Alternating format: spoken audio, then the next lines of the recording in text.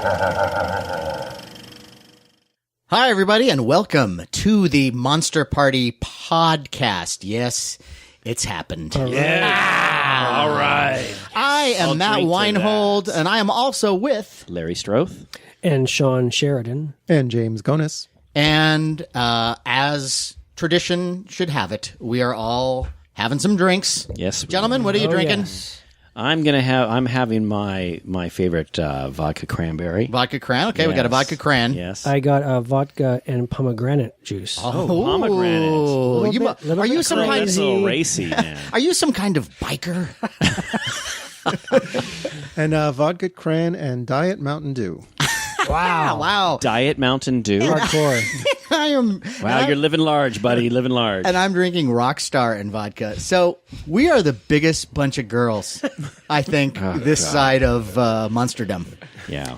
I drink like a douche, because that's kind of a douchey drink, right? The Rockstar and vodka. It is. Yeah. It is. Did I say vodka cran? This is actually straight Jack Daniels. You know, I'm glad we got that straightened out. So. I'm pouring absinthe into my eye because I need to really hit the ground running. Well, Matt, what's our topic today? Thank God you asked. We got to get to this. Yeah, because I'm excited. It's a very exciting topic.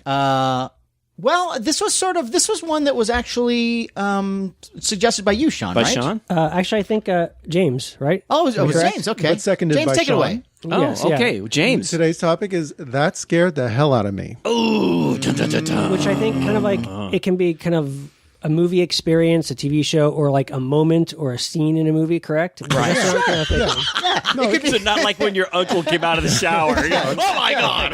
Well, there's that. Yeah. Clarify, we're talking about movies and television. Movies, It could not, be not real life. An uncomfortable God. conversation with your wife. Yeah. Yes. Yeah. I mean, Well, I got several. I'm sure you Explaining guys have sex too. to children in the park. You know Sure. what I'm talking about. strangers, right? Well, what would you say was one of your moments of when something that scared the hell out of you?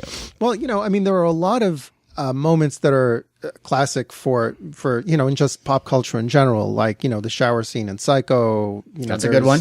There's the entire, sometimes entire movies like The Exorcist. Yeah, Exorcist is pretty frightening all the way through. Alien, everyone's going to allude to the chest burster scene, but you could argue that the entire movie has this tension from the beginning to the very end. Almost like a gothic ghost story in space, the way that it builds. Yeah. And I remember walking out of Alien and feeling this tension, like, wow, I'm still really tense. I don't know how I'm going to get over this. And having the same feeling after Aliens, even though Aliens is a little bit more action adventure, a little less straight horror. More action intense. Yeah. Yeah. But I still had that same kind of tension. Even after Alien 3, which I hated, I still had that, wow, I'm all sort of Really? tense. Maybe it was like a sense memory thing. Yeah. It's so strange with that Alien 3 that we go from these two great blockbusters, then Alien 3, which kind of has a spooky quality to it, but then the monster shows up and it's like, it's a dog. It's an alien dog. Such a disappointing film. Yeah. The setup, though, for I thought was fine in a way. If it wasn't in the Alien franchise, if it wasn't an Alien movie, it could have made a good, idea for a movie. The prison, the space prison, and all that, and something aboard, infiltrating that area could be cool. But yeah, it just didn't work. It was really disappointing. As an Alien here's the film. funny thing. It's funny how, James, you bring up like three classics, and it was like these are the three of the classics that I actually wrote down. But what I distinctly remember is when Alien came out, which was 1979. I wasn't old because it was rated R, Right. and you had to be 17, or you had to be with a parent, and I was too young. But I remember the news stories on television were like, oh my gosh, there's this new horror film out there and people are flipping out and there's like these big long lines. And it was science fiction and it had a monster and I wanted to see it, but I knew I couldn't go. And my dad, I couldn't believe it. My dad said, so Larry, did you want to see Alien? I go, yeah, Dad. So my dad took me to see Alien, and we went to the theater. It was packed. And the funny thing is, I've had my nephews now say, oh, Alien wasn't that good. It's something about kids today. They want that constant action. from the very beginning of Alien, from the music, the setting, it's like it sets the mood. It builds. It totally. And I was wait. I mean, I was totally into it. Going, where's this going? Where's this going? Where's this going? And right when you get, they go into the spaceship, the derelict spaceship, and you see the eggs, and creepy in and of itself. Oh my god! And going the space jockey. And I'll never forget this when he leaned over, and you knew something's gonna happen. No, I hope nothing. And that face hugger comes out so freaking fast, and there's these quick cuts, the loud noise, and then it's just dead silence. And I have to tell you, guys, I heard the whole audience went. It was like this when it got to the quiet moment. The people were like, oh god! They were, finally were able to exhale. That moment, and then it just got worse and worse as the film went on. But it's the build up. It's the I think the tension. The style of that movie, though, I always felt that the first Alien is probably one of the last great genre films of the 70s of that decade, because things changed a lot just as far as style and filmmaking in the 80s. But it definitely had that 70s feel, and I mean that just in that kind of like the pacing and the style of acting, even. It still had that sort of time of, it still was sort of riding piggyback on that golden age of the 70s where French Connection, Apocalypse Now, stories were allowed the conversation, to breathe. And there was suspense. It's building suspense, and I mean that's great storytelling. But also a fairly simple story. I mean that in a good way. Yeah. I mean, it was like a great haunted house thriller in a spaceship, but like the Terror from Beyond Space. Yeah, but done so well with all the filmmaking techniques at their best, like Ridley Scott at the height of his creative abilities, and really jumped him into this and made it something, because it really could have been just a simple kind of B movie. Sure, it was really. I mean, in a way, it is a B movie, but it's a very, very well done. It also scary B movie. It also introduced a golden age of that wet, sloppy sound. Absolutely.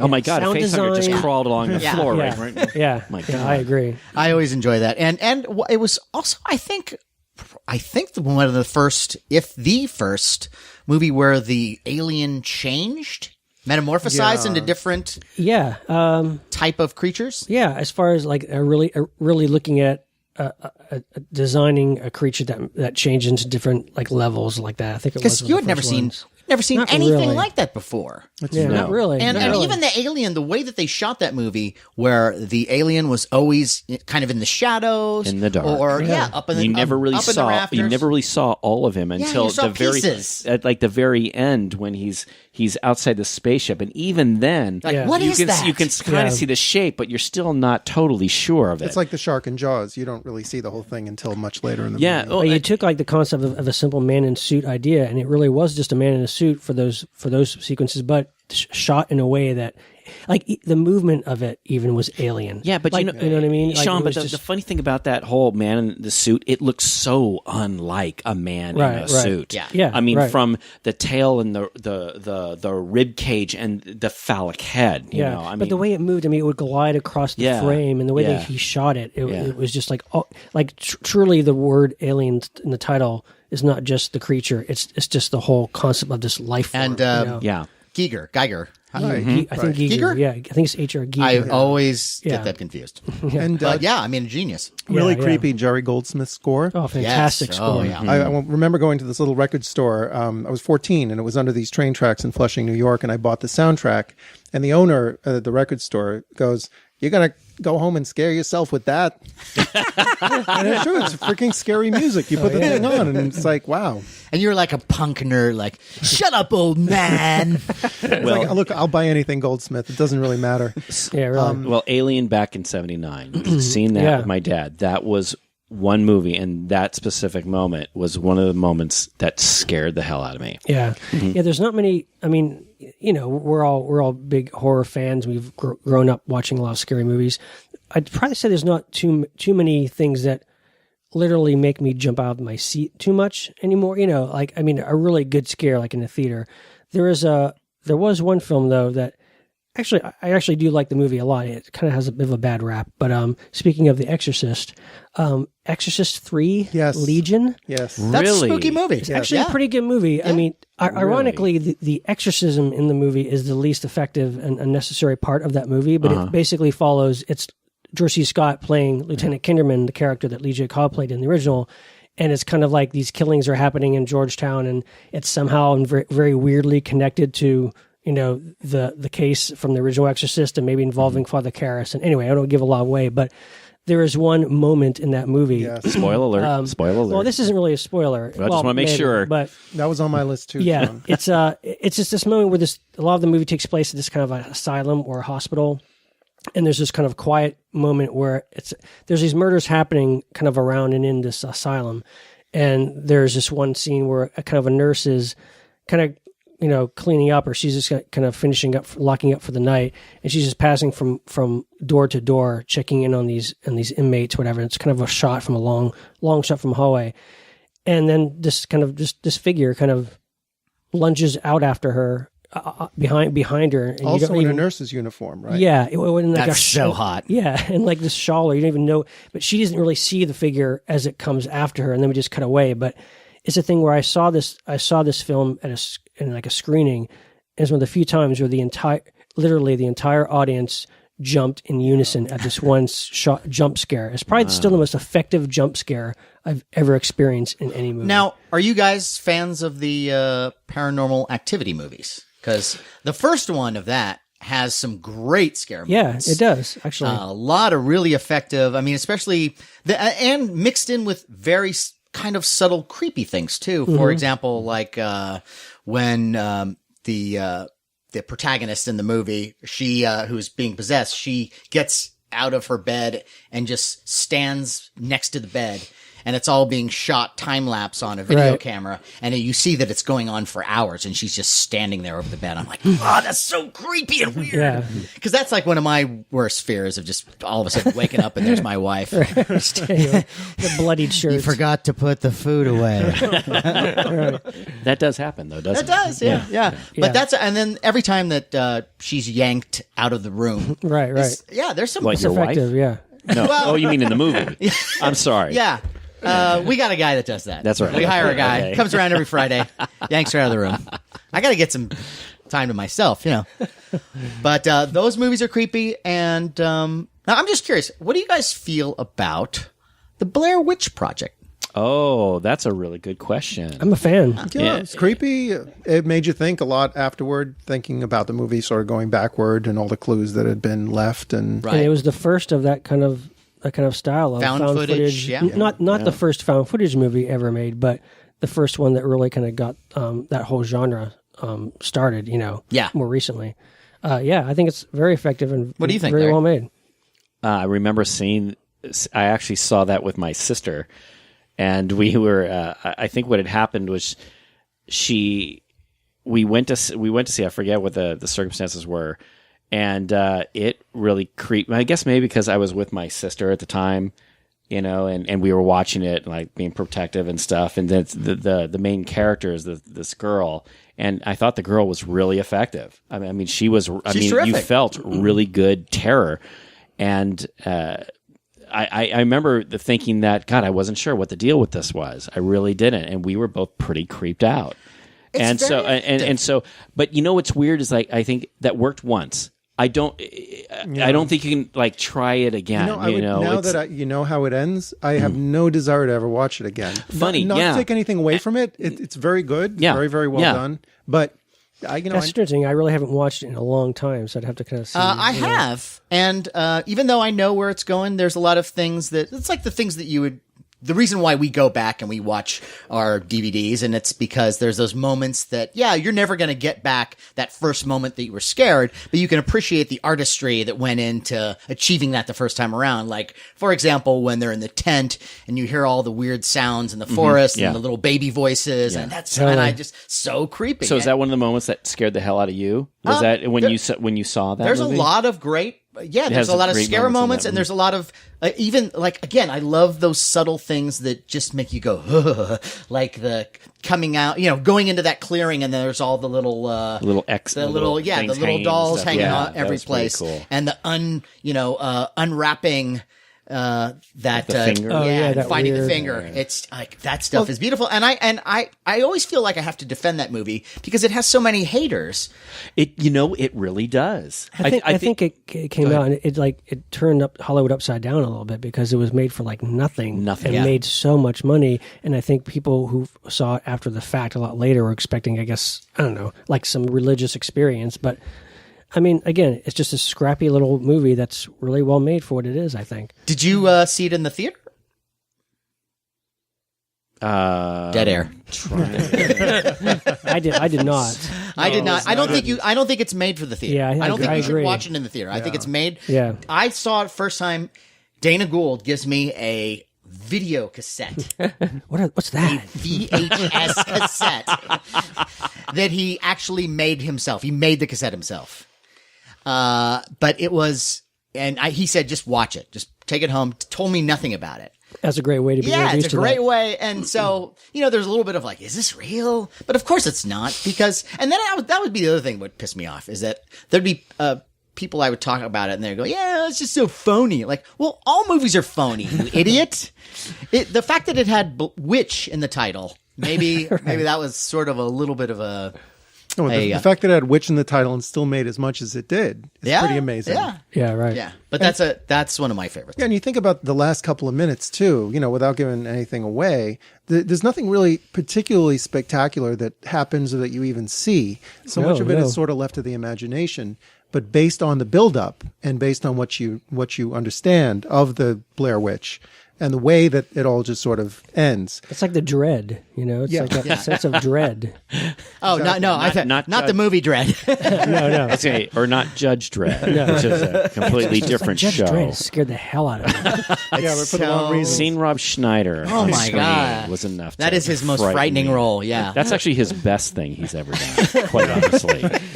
Don't get me started on Rob Schneider. Wow, I've never seen this side. That's a different show. Well, as far as I'll tell you, another good jump scare. This is a much older film, but still one of my most effective jump scares I experienced was in the original House on Haunted Hill. Oh, that was one of mine. I just wrote that down. I know where. It's such a great. It actually is one of William Castle's scariest, spookiest movies. But there's this one great scene. Where, well, first of all, Vincent Price, he's this eccentric millionaire who invites 5 people to spend the night in his haunted house. And if they survive, they'll win money. Great idea, great spooky, gimmicky William Castle film. But there's this one scene where like the heroine and the main guy are down in the basement and they're kind of checking these rooms for like secret passage. And he goes, okay, I'll check this room. You go to the room next door with your candle. It's all dark and see if you can, I'm going to knock on the wall. And she goes over and she's knocking on the wall and then she kind of turns around and there's this like speaking of witch, I mean, it looks like a witch. And it's this like, frightful, like white haired, grimacing old woman with kind of like gloss that look like kind of glossed over eyes. Just, it's like your classic kind of like witch looking character just staring there, grimacing at her, and then she kind of floats away like a ghost. But it's like she does. It's like the pose. Yeah, she's frozen. She just frozen. It's like frozen in time. And she's screaming. It's just a great jump scare. It's still scary, and the figure just kind of glides. Yeah, it's really, really great.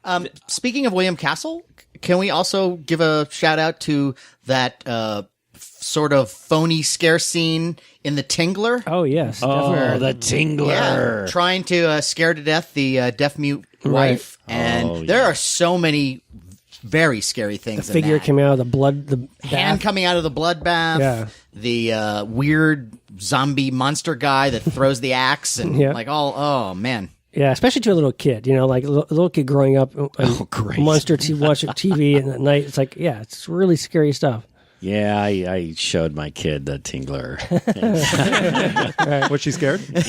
She had to sleep in our bedroom. She lives with her grandmother now. But the comedy here though is she wants her own little Tingler now because I know that you can pick these up. In fact, Matt, you've got one over there. A replica. Oh yeah. He's got a replica of the Tingler. Sean and I. That was a gift from Shawn Sheridan. Yeah, actually, awesome. The Tingler's, he knows how to shop for me. Yeah. But what anniversary is a Tingler? But that film, that moment, that is a very scary moment. And it's funny. A lot of these moments that I wrote down, a lot of them had to do when I was watching either a movie or something on television as a kid. Yeah, me too. You know, that's what I have. And now I've given my own kid. Now she'll come on in 20 years and say, "Oh, the Tingler, man, that did it for me." When you're a kid, you know, some of the stuff you see can downright traumatize you. You know, Trilogy of Terror, when I was maybe, I don't know, 9. Great movie. You look at it now, it's still effective, but, you know, you see it for what it is. When I was 9, you know, I don't think I slept that night. Well, yeah, the third one, I believe it's called Amelia. Right. Yeah. In Trilogy of Terror. That is, I mean, it's kind of like the first two where, you know, they're okay, but getting to Amelia, that is just fantastic. And I remember when I saw that, there was nothing like that on television where the camera, there's a moment where the camera takes on the persona of the little doll running around. I've never seen that, and that as a kid that creeped me out. It's so racist, though. Like, folks, not all black people are like this. Okay, let's just make that clear. Well, all Zuni warriors are attacking Karen Black. Yeah, but yeah, a lot of these things too. It's kind of like, this is how we watched these things when we grew up. It was like just us staying late. Everybody else went to bed. We'd be staying up in front of our usually probably black and white television sets watching these things. And yeah, it scared us. And back then, things were not as sugar-coated. They were a little bit more raw on television. Right. You know, I don't know if Trilogy of Terror could get made and broadcast in prime time today. You know, things like Gargoyles. Back then, when you were a little kid, you know, Don't Be Afraid of the Dark. Forget it. Totally. Forget it. When The I was original that age, TV movie. Yeah, TV movie. Yeah. Yeah, and it's really, really effective. Well, and if we're talking about childhood scares, we've spoke about this before, but Night of the Living Dead, when I saw that on television for the first time, that was, talk about a game changer. Yeah. Like, I thought I could be scared before. there was nothing like that. Nothing like it. And the trailer alone Yep. is the most terrifying Night of the Living Dead, and a half-eaten skull on the top of the stairway. I mean, and that is like, when you see that, you go, oh, I guess anything can happen to me. It's not just ghosts and the wolf man. I thought zombies were going to break down our glass backyard window. You start thinking about your surroundings. I think I brought a kitchen knife with me to bed. And the other thing is, I tried to when that was on television. I remember, I mean, on Creature Features, they showed that trailer like 3 or 4 weeks in advance. That's and they right. said, oh, just wait till next month. We've got this. And they showed it. Okay, I wrote down the date. And then as I got closer and closer to it, when it got to the night, I forced my younger brother and sister to come and watch it with me. And within the first literally, couple minutes, they had to go back to the room, and I was stuck there watching this movie late at night all by myself. And it was that I wrote down. That was one of the moments that scared the hell out of me. And it wasn't so much. It wasn't so much. There was a particular moment. It was just from the very moment. The moment the music started. Right. Yeah, library music. Yeah. Not even a score for the movie. Who would it have had known? that weird documentary feel to it in a way, and it was just like, atmosphere is really, really important. And I've always had a theory that low budget films, especially movies like Night of the Living Dead, put you in this subconscious mindset where you're not in Hollywood anymore. The all bets are off. Things are going to be a little bit different. You can't quite put your finger on it. But Night of the Living Dead is a perfect example. And there's a lot of, like European movies, a lot of Asian movies where, it puts you potentially a little bit ill at ease. Unlike a lot of Hollywood product, Alien and The Exorcist are, examples of exceptions. But, you got a lot of low budget movies and horror movies where you're just like, I'm not sure what I'm going to see because this is not Hollywood. Right. And those movies look more like real life. Yeah. Right. Yeah. That's what real life looks like. It's not glossy and cleanly lit. Right. The actors in Night of the Living Dead, you never saw them before. Yeah. Right. That's like Texas Chainsaw Massacre for me. Yeah, It's totally. another one where you go, is this actually happening to me right now? Right. It's so Is this a grisly and documentary? gruesome. And by the time you get to that dinner scene where everybody has just gone berserk. Yeah, and with that poor girl in the middle of all that. Yeah. And then you find out about how it was shot, which, you know, they were shooting this in the middle of summer. It's 120 degrees and they're in a house with lights and all the windows have been blacked out. And you're like, oh, you guys really were. I think if someone hadn't stopped you, you would have eaten and killed this girl in that order. Totally. Well, you know, I do want to say, because you guys have used it like twice. Exorcist. Let's give Exorcist, you know, what it is due. My moment with Exorcist, Sean, this is kind of funny, wasn't when I actually saw the film. What happened was my parents took all of the kids, me and my brothers, sisters, to the local drive-in to see Disney's The Last Dinosaur. Or one of our dinosaurs is missing. That's what it's called. One of our dinosaurs is missing. And possessed by the devil.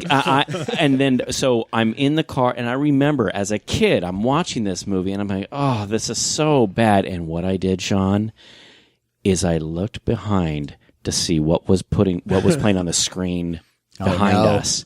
And they were showing The Exorcist. So you can actually turn around. I turned around, because it was one. It was like one of those. The screen, the screens were like in front. It was like in a giant circle kind of thing. Then when you parked your car, you were looking at one screen. That's I looked awesome. behind, and there was a shot of Linda Blair strapped in the bed, and I can't hear anything. Right. But I just saw her for literally like 3 or 4 seconds going, and. Immediately, I turned my head back to watch, one of our dinosaurs missing. That image of her freaked me out, and it for like 10 years. I mean, I didn't see the film, and actually, I saw it when it was on television, heavily edited.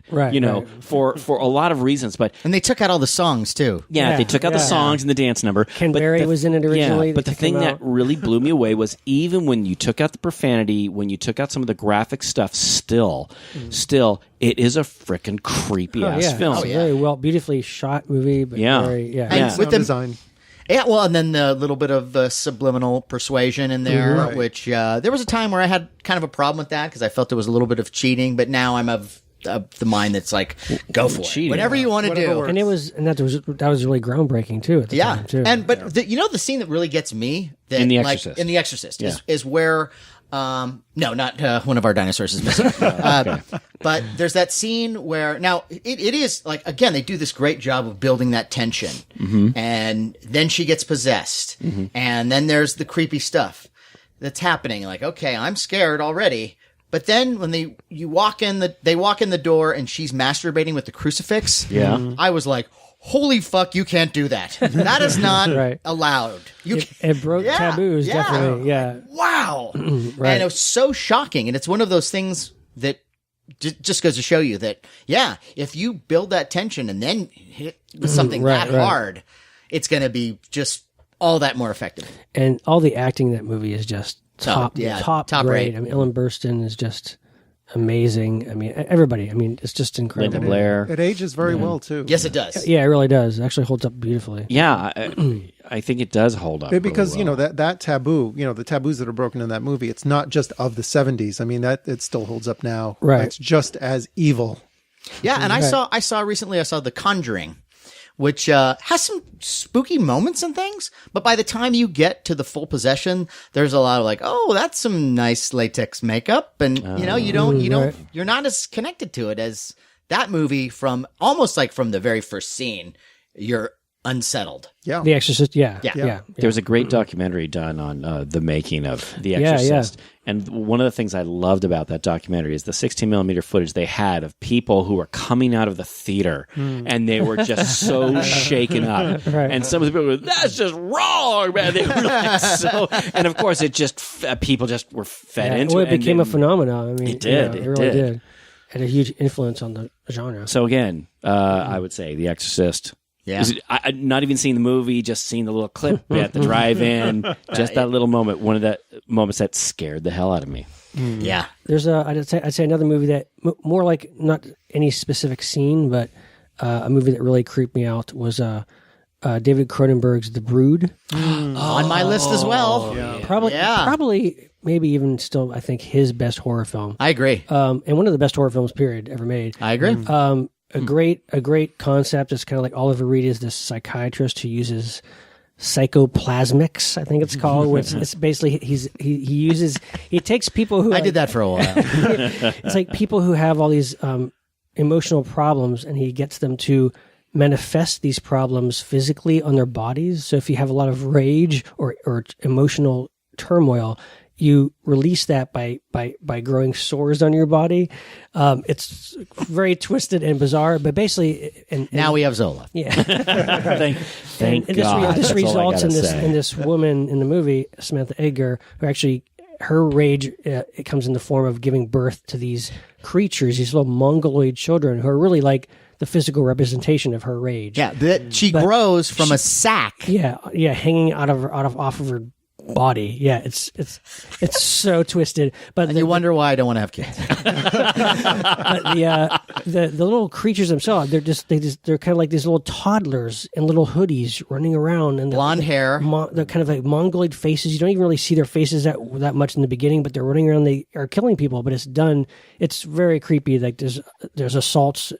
Like this one guy's assaulted in his house, like they're hiding under the bed, and it's so well done. It's so another movie that really gets under your skin, and is very well done. It's a great movie. Well, Cronenberg is one of those directors who used to be able to sustain horror throughout the entire movie.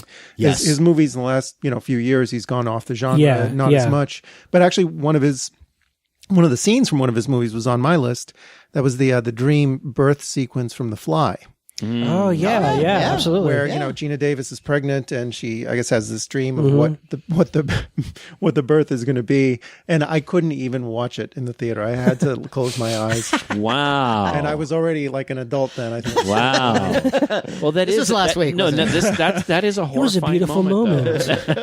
And while we're at it, I was also thinking about The Fly and how great of a remake it was. Yes. Yes, it's exactly absolutely. what a remake really should be. Yes. It isn't just a rehashing of a movie, but an updating of one. Why don't they do that more? Like, why don't they Bringing it into the modern age. Yeah. It was like a Kafka metamorphosis approach, really, right? And with more adult sensibilities, but still retaining the human element, which is these are two people who care about each other, and it is a tragedy. Just bring it forward and take it from there. Yeah. If we're going to continue on this Cronenberg thing, here is a horrifying moment in a Cronenberg movie, but not maybe for the reasons you might think.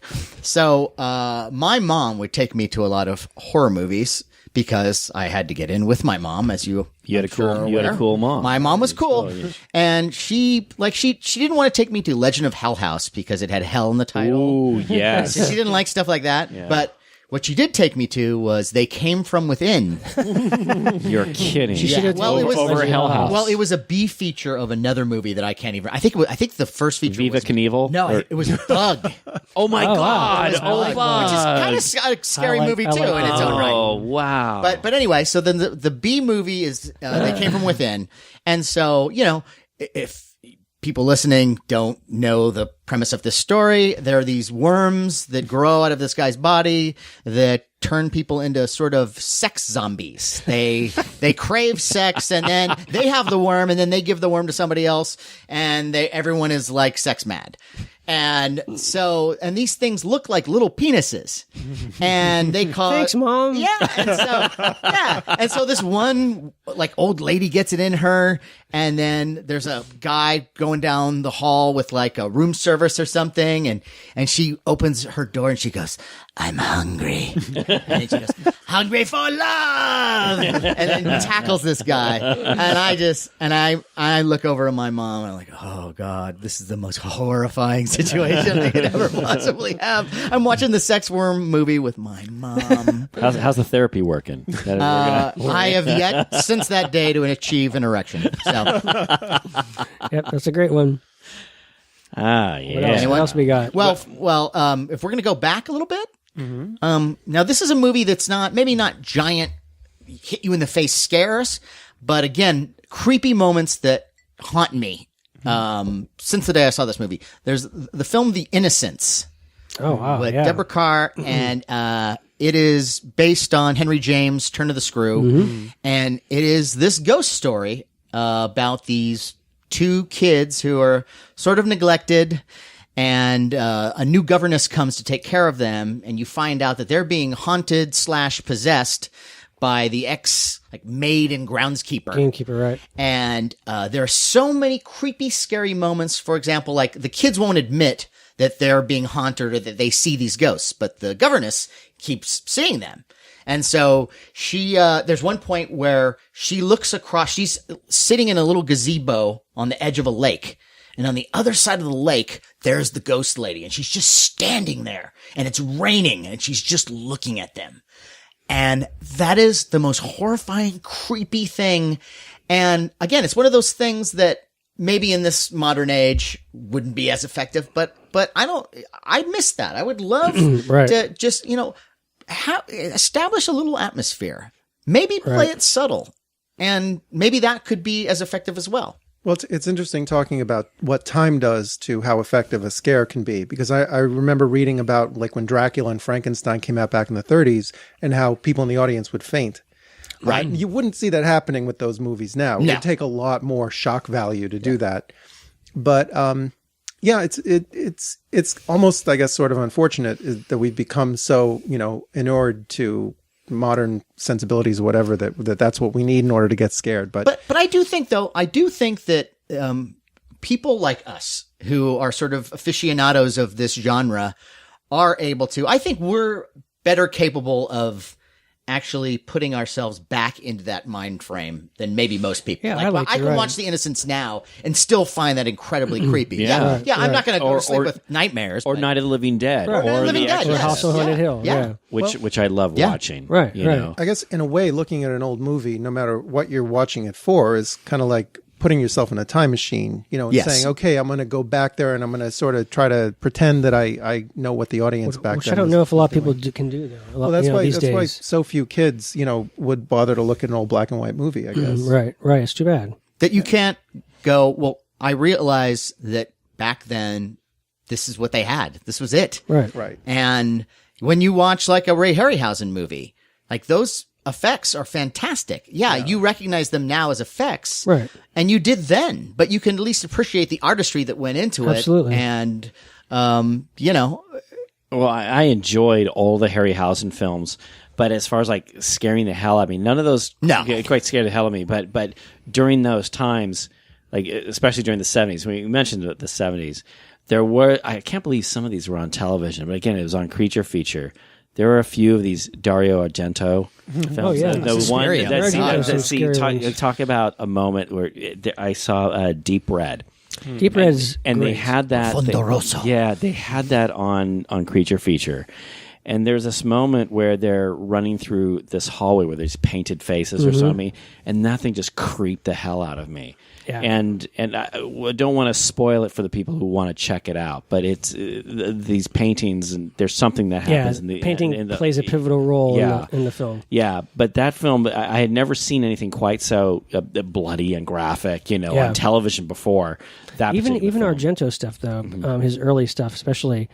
Yes, it's much more in your face and violent, but still done with so much style. Sure. And so much like audio and visual kind of like manipulation to like just really get you into that moment. Talk about you sort of using film as like a painter's canvas. Yeah, these totally. Amazing colors. And I always remember the scene from Suspiria where they, the girl looks out the window and you see just those two eyes in blackness and with that goblin score blaring on the soundtrack. So unsettling. Again, you don't get that in Hollywood all the time, or at least there's something about it that's just different, Yeah, I agree. It's kind of like, there's something about the European, approach of his movies. I don't know. I mean, Well, if we're talking about sort of a lead-in to Dario Argento, you have to go back to Mario Bava. Right. And Mario Bava, talk about one of my early creature feature scares, was the movie Black Sabbath. Oh, yeah. And Black Sabbath has some terrifying, especially the... Drop of water. Yeah. And I mean, that, from the minute you see this, the story is pretty much, it's about this woman who dies and... who's kind of like a witch or something. Yeah. And so this sort of evil, greedy woman is called to help I guess Prepare the body for burial. And she sees that the witch has this ring, and so she takes the ring and brings it home. And of course, that engenders the wrath of the demon witch lady zombie. And her face alone, the minute you see her contorted, horrible face as she's lying in that bed, this can't end well for anyone. Actually kind of like House on Haunted Hill, where she kind of floats. Yeah. Yes, along, yeah. And it's really just a fright mask in a way. It's like an immobile face, but it's just so effective. It's because it's so odd looking. It's not like this shrieking it's weird. It's like contorted in pain. Yeah, it's weird and really effective, and she keeps seeing it everywhere. Yeah, and I talk about again those colors. Yeah, absolutely. Mario Bava, man. Great stuff. Yeah. Well, going back to Hollywood, one of the movies on my list is An American Werewolf in London from John Landis in 1981. Not a movie I was necessarily expecting to be scared by, but it's one of the last theatrical experiences that I can really remember feeling that way about. Over and over again within the movie, the shocks are sort of timed and interlaced with humor, which actually works really well. And somehow Landis was able to carry off this balance back then. Yeah, it was kind of like intense horror moments mixed with humor. Okay. So there was that moment, spoiler alert, because there's like a dream sequence. Mm-hmm. And you're talking about that particular moment that was like a scary thing. Among others, there were many. You know what's funny is I wanted to really like American Werewolf in London. You didn't? Not as much as probably you did. I'm surprised. Yeah. I loved it. Finally, the show starts. I didn't. Larry, you ignorant slut. I there was like a lot of the I thought that some of the comedy stuff was a little forced to me. It was one of the first movies to do that. I loved, and maybe I felt that I was like a horror snob, and I didn't want the comedy. A purist. Mm-hmm. Yeah, maybe that's what it was. Hey, man, I'm being honest. I would disagree with you in the sense of that. Well, obviously, it either works for you or it doesn't. But I think that movie does a very good job of mixing the horror and the comedy, because it does what all horror comedies should do, and that is play the horror straight. Mm-hmm. The horror has to be the straight man. And when they go to the horror is always terrifying. That werewolf is not a funny werewolf. It's a scary werewolf. Well, yeah. No, and the humor for me made me identify a little bit more with the characters. Yes. And brought me into the story more. It wasn't just that these were token heroes. These were more people who I felt like I knew. Yeah, I agree. And then, of course, Janie Agutter gets naked. And yeah. I mean, for that alone, Larry, come on. Well, seeing Frank Oz in there, going, oh, Mr. Here we go, Mr. What was his name, Mr. Oh, God. But Frank Oz was in there when he goes, hi, how are ya? So we're getting. I'm like, oh God, and I know what probably happened. Landis probably said, "Oh, Frank Oz, man, I'd love to have you in this film." And Frank Oz, said, oh, of course, because in every movie John Landis directed after that, he just threw in all these cameos of everybody he knew and every director in Hollywood. Yeah, and where is he now? Yeah. You see what happens. Hey, no, I know he's done horror. I know where he's at. He's at Monsterpalooza signing my book. He's done horror stuff for television. I haven't seen any of it. Yeah, well. Now, have you guys seen the movies Wreck or Wreck 2? No. Wreck as in record? Wreck is great. Wreck, No. Great Spanish movie by found footage. That scared the hell out of you. Yeah. Oh yeah. It's the original version of what the American movie Quarantine was based on. Right. And it is what it does is it